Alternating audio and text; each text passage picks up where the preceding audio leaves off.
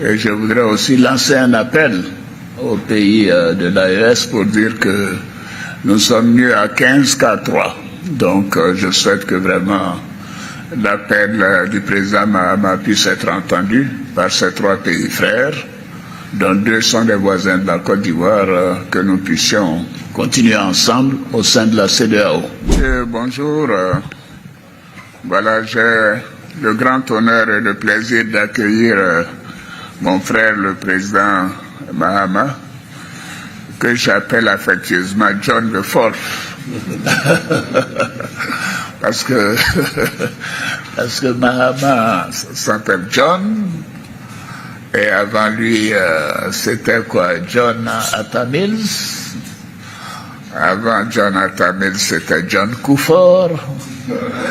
Et avant lui, c'était John Rawlings. Chers amis, chers frères, je suis heureux, comme vous le voyez, de vous accueillir à nouveau en Côte d'Ivoire, chez vous, à l'occasion de la visite d'amitié et de travail que vous avez bien voulu décider d'effectuer en Côte d'Ivoire. Je vous souhaite à vous-même ainsi qu'à la délégation qui vous accompagne le traditionnel Akwaba en terre ivoirienne. Et je vous demande de transmettre mes chaleureuses félicitations à Madame Mahama. Je voudrais vous réitérer mes félicitations suite à votre accession à la magistrature suprême de votre beau pays, de votre grand pays, le pays voisin de la Côte d'Ivoire, une grande locomotive de la sous-région ouest-africaine.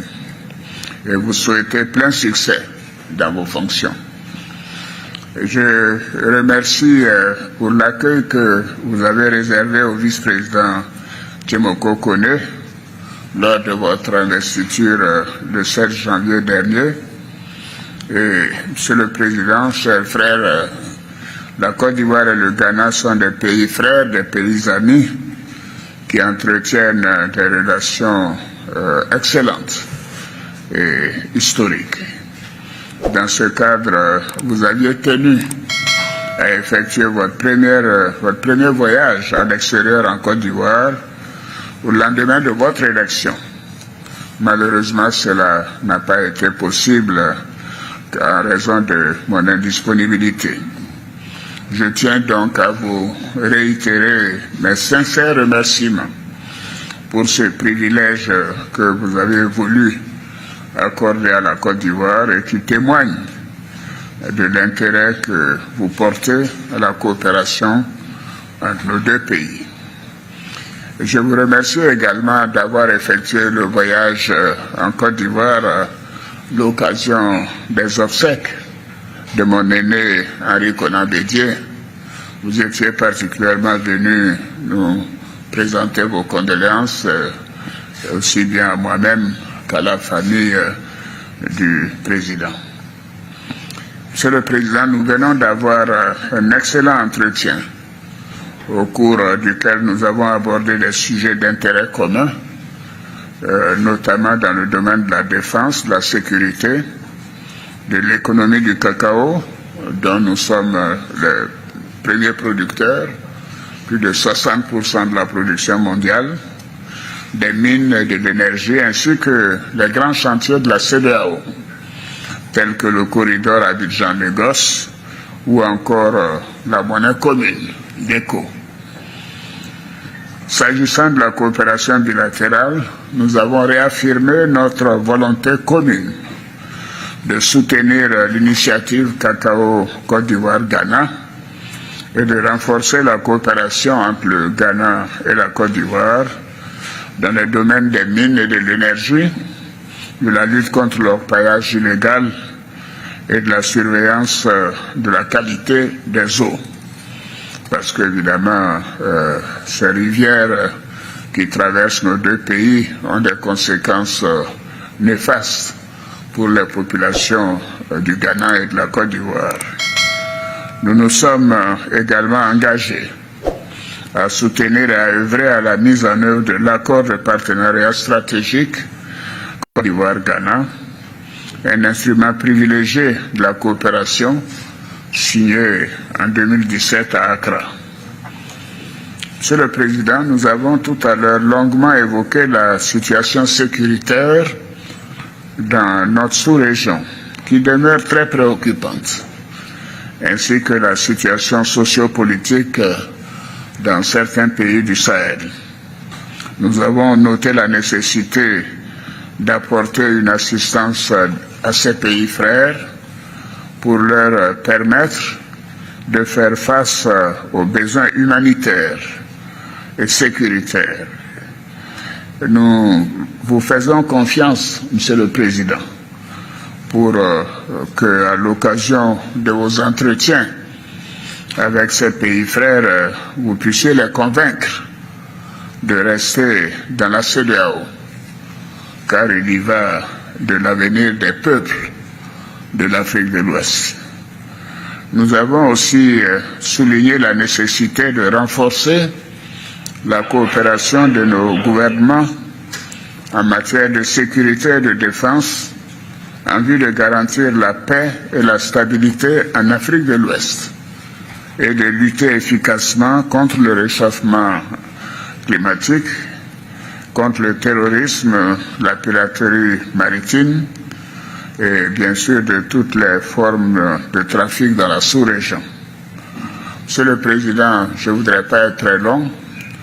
Je voudrais vous dire combien je suis heureux de vous revoir, de vous renouveler mes remerciements pour cette visite fraternelle et pour réaffirmer la disponibilité de la Côte d'Ivoire et de mon gouvernement à œuvrer au renforcement des relations historiques d'amitié, de fraternité et de coopération entre le Ghana et la Côte d'Ivoire.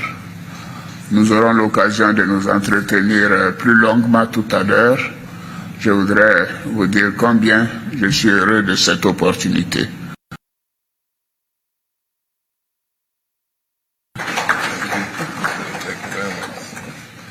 Thank you very much, Mr. President. Pardon? Le président comprend le français. Hein? Les autres veulent la traduction. Bon, mais allez-y, allez-y. Your Excellency, I'm very happy to have you here, President Mahmoud, that I'm calling John before.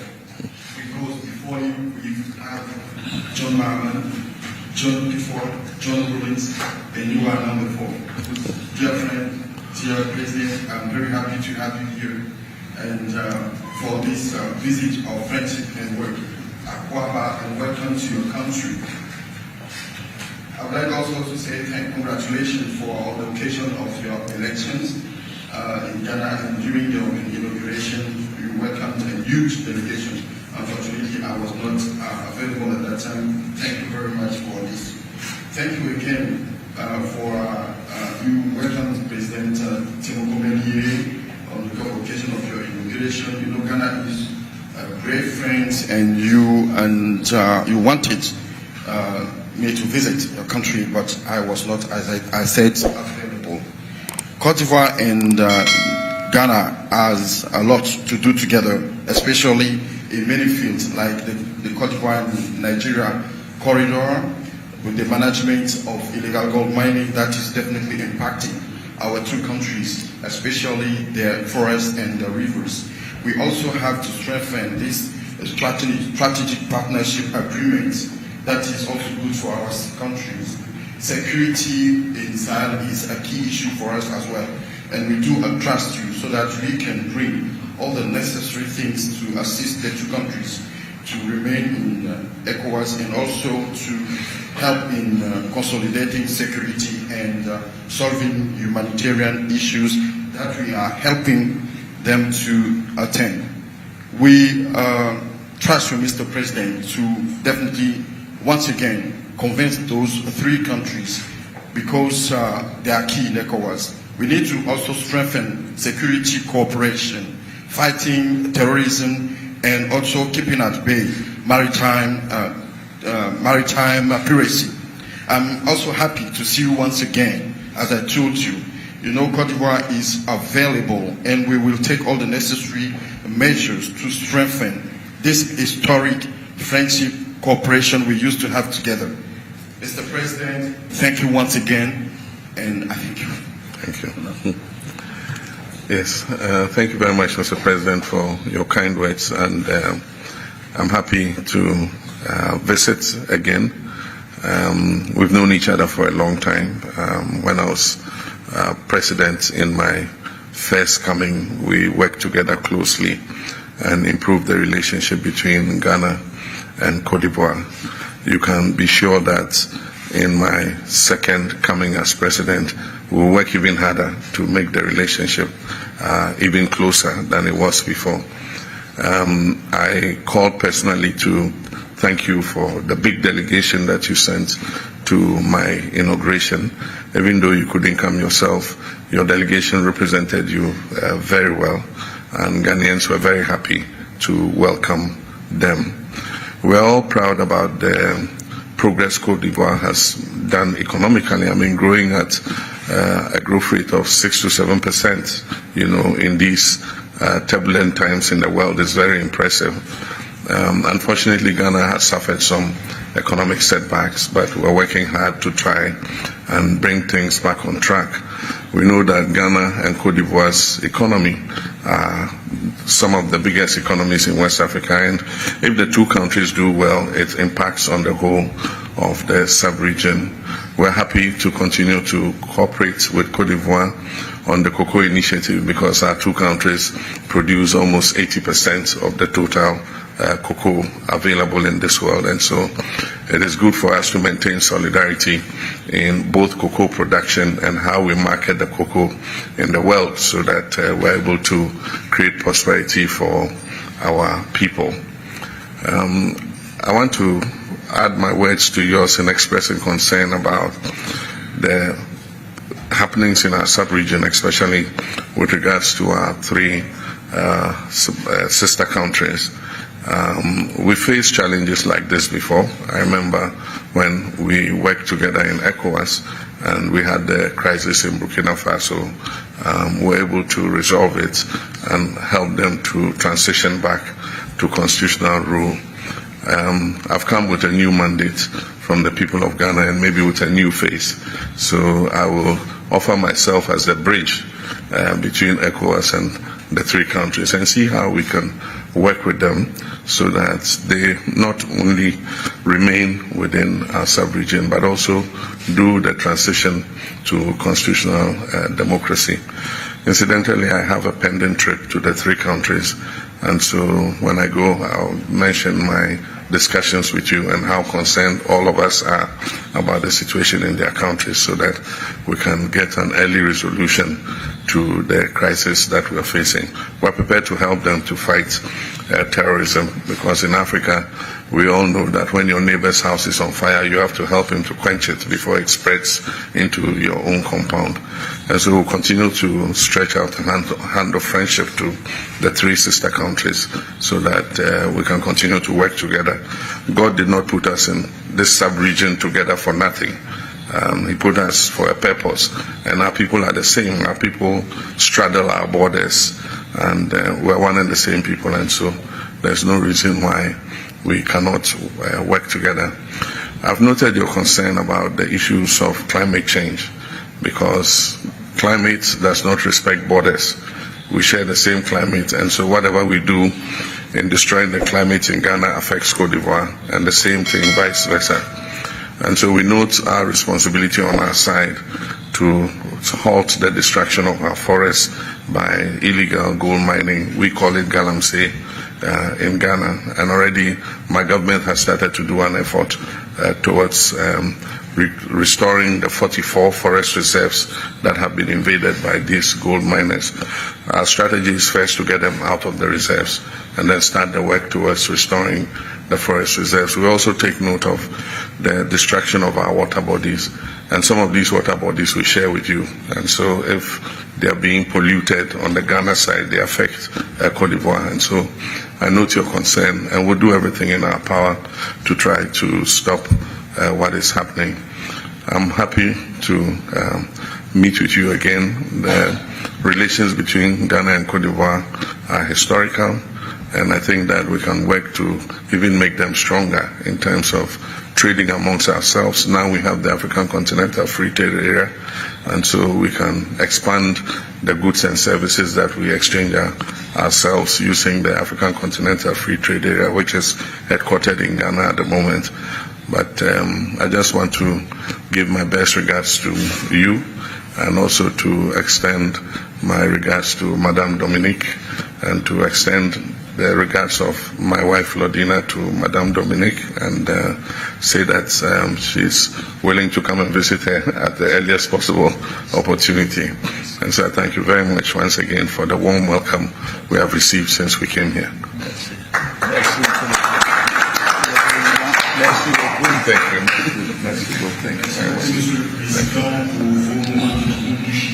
Nous sommes très heureux, et le Ghana et la Côte d'Ivoire sont bien entendu dans de bonnes relations. La Côte d'Ivoire a un poids important dans la sous-région avec ces situations que nous connaissons d'agitation économique. La Côte d'Ivoire a pu faire une croissance économique de entre 6 et 7%. Cela est remarquable. Je pense que nous devons continuer à travailler ensemble, la Côte d'Ivoire et nous. J'ai noté, bien entendu, Monsieur le Président, les préoccupations que vous avez énumérées, notamment le problème de nos pays frères de l'AES, que nous allons essayer de traiter de la meilleure manière, parce qu'en Afrique, nous avons ce dicton qui dit que lorsque la maison de votre voisin brûle, vous ne vous réjouissez pas, mais vous aidez plutôt à atteindre le feu afin qu'il n'atteigne pas votre maison. Le Ghana et la Côte d'Ivoire sont un même peuple. Nous voulons travailler à changer les choses. Surtout aussi, Monsieur le Président, lorsque vous parlez de l'orpaillage clandestin, j'ai pris note parce que cela impacte nos deux pays.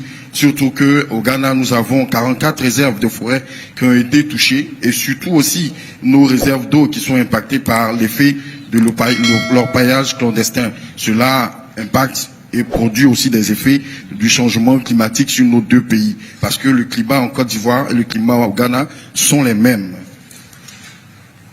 Monsieur le Président, je voudrais donc aussi, à la suite de ce que je viens de dire, encourager nos relations, puisque la Côte d'Ivoire et le Ghana sont impliqués dans cette zone de libre-échange qu'est la ZLECAf, dont le siège est au Ghana. Nous pensons que nous pouvons continuer à renforcer la coopération dans ce sens-là pour le bien-être de nos deux pays. Je voudrais, par ma voix à présent, vous transmettre les salutations de tout le peuple ghanéen, à vous-même et à votre épouse, Madame Dominique Ouattara. Mon épouse également me charge de lui adresser ces salutations. Elle espère pouvoir lui rendre visite très bientôt. Je voudrais vous remercier encore une fois pour l'accueil chaleureux qui nous a été réservé depuis notre arrivée, Monsieur le Président. Merci encore une fois pour votre accueil. Merci, merci beaucoup. Merci. Bien, est-ce qu'il y a des questions? Vous devez avoir faim, je pense qu'il n'y a pas de questions. Ah, il y a des questions. Bonjour, messieurs les présidents. Pierre Donadieu de l'agence France-Presse à Abidjan. Ma première question pour le président ghanéen. Est-ce que vous pensez qu'il y a encore une possibilité de ramener les pays de l'AES dans la CEDEAO? I can translate in English if you want directly. Do you think there is still a possibility to bring AES countries back in ECOWAS? And my second question for both of you, pour les deux présidents, est-ce que vous êtes inquiets des coupes américaines dans les budgets sur la sécurité de la Côte d'Ivoire et du Ghana, pour les dépenses militaires notamment? Are you worried of the US cuts in aid for military aid, for example, for the security of your borders? Merci beaucoup. Monsieur le Président, je vous laisse commencer. Can you repeat the question? Yes, the question from the press was, Mr. President, do you think that we still have a chance to bring back the three sister countries of AES to ECOWAS? Yes, why not? Never say never. I believe that there's always a possibility to be able to reassure them that, ECOWAS is a committee of nations that covers our entire sub-region, and ECOWAS is beneficial to all our countries. They are better as part of the 15 than only as 3 countries. And so I do think that we must maintain continuous engagement with them. And we just remain hopeful that eventually we should be able to surmount the differences. There's more that unites us than what divides us in terms of trade, in terms of our people. There are many people from the three countries residing in our countries, in Cote d'Ivoire and in Ghana. We have Malians, we have Nigerians, we have Burkinabes, and our ethnic groups even straddle the borders. And so there's more that unites us than divides us. And so we're hopeful that, they'll realize that being part of 15 is better than being part of 3. Oui, bien sûr, pourquoi pas. Je dirais qu'il y a toujours la possibilité de ramener nos pays frères à la maison. Il est bon de rester dans un groupe de 15 que de rester dans un groupe de 3. Il y a toujours des possibilités. Ce sont des pays qui comptent dans la sous-région et la sous-région a une importance pour ces pays-là dans la mesure où il y a des populations de ces pays qui sont en Côte d'Ivoire. Il y a aussi des populations de ces pays-là qui souffrent sur les lignes de frontières et je pense qu'il y a toujours des choses à faire parce qu'il y a un intérêt économique à gagner dans la CEDEAO. Comme je l'ai dit, il est toujours bon de rester dans un groupe de 15 plutôt que de rester dans un groupe de 3. And there was another.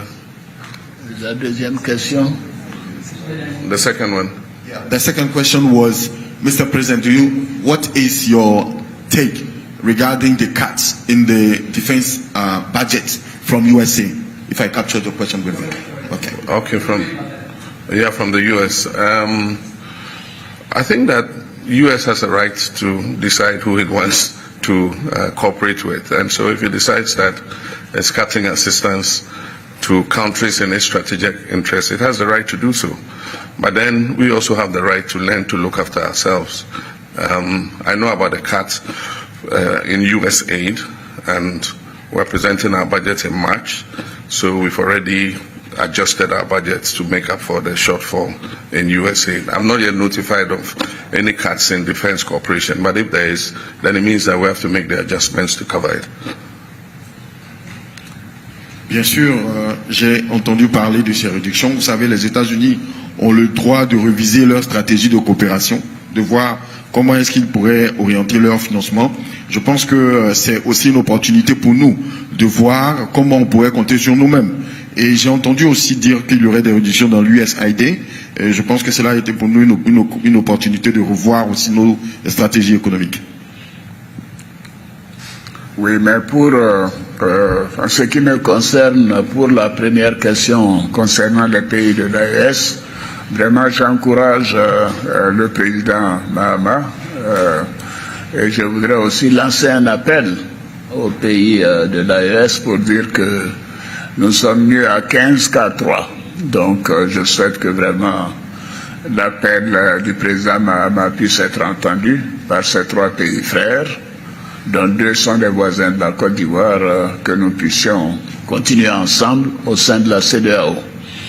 Alors, en ce qui concerne la question concernant les réductions de financement américain, c'est vrai que c'est une très grosse partie du financement international.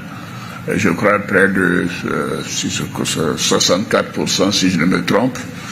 La Côte d'Ivoire bénéficie d'un certain nombre de financements avec le MCC, financement contre le paludisme, contre le sida, etc. Alors nous avons pris les dispositions à notre niveau pour continuer à financer tous ces projets en attendant que les États-Unis reprennent les choses après, bien sûr, l'audit qui est en cours. Nous sommes confiants parce que les États-Unis ont toujours été un pays ami de la Côte d'Ivoire et je considère que à l'issue de l'examen par le gouvernement américain que les décaissements reprendront pour la Côte d'Ivoire. Je vous remercie. La qualité de vie est un concept complexe qui dépasse largement la simple accumulation de richesses matérielles. Elle repose sur un équilibre entre le bien-être physique, mental, social et économique. Dans un monde en perpétuelle mutation, marqué par des tensions géopolitiques, des crises économiques et des défis environnementaux, il est essentiel de développer une vision stratégique de sa propre existence. Loin d'être un simple enchaînement d'événements fortuits, la vie peut être pensée, structurée et améliorée grâce à des principes de gestion inspirés des stratégies adoptées par les États et les dirigeants. L'analyse des discours tenus par les présidents ivoiriens et ghanéens met en évidence plusieurs axes fondamentaux qui peuvent être transposés à l'échelle individuelle. En évoquant la coopération régionale, les défis sécuritaires, l'autosuffisance économique et la gestion des crises, ces dirigeants mettent en lumière des dynamiques essentielles à la réussite collective et individuelle.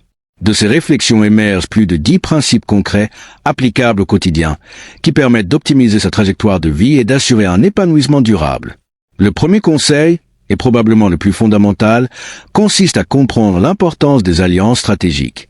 Tout comme les États s'efforcent de bâtir des partenariats économiques et diplomatiques pour assurer leur stabilité, chaque individu doit cultiver des relations solides et mutuellement bénéfiques. Dans un environnement marqué par l'incertitude, il est impératif de s'entourer de personnes partageant des objectifs communs et prêtes à apporter un soutien concret en période de difficulté. Les amitiés et collaborations authentiques ne se limitent pas aux cercles sociaux. Elles s'étendent aux sphères professionnelles, familiales et communautaires. En parallèle, il est crucial d'adopter une approche proactive face aux défis, en anticipant les obstacles avant qu'ils ne deviennent insurmontables.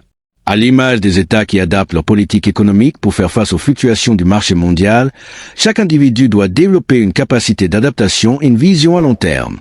Cela implique une gestion rigoureuse des ressources personnelles, qu'elles soient financières, temporelles ou énergétiques. L'épargne, la diversification des sources de revenus et l'investissement dans le développement personnel sont autant de stratégies qui permettent de se prémunir contre les aléas de la vie. Un autre enseignement essentiel tiré de cette conférence de presse est l'importance de la souveraineté et de l'autonomie.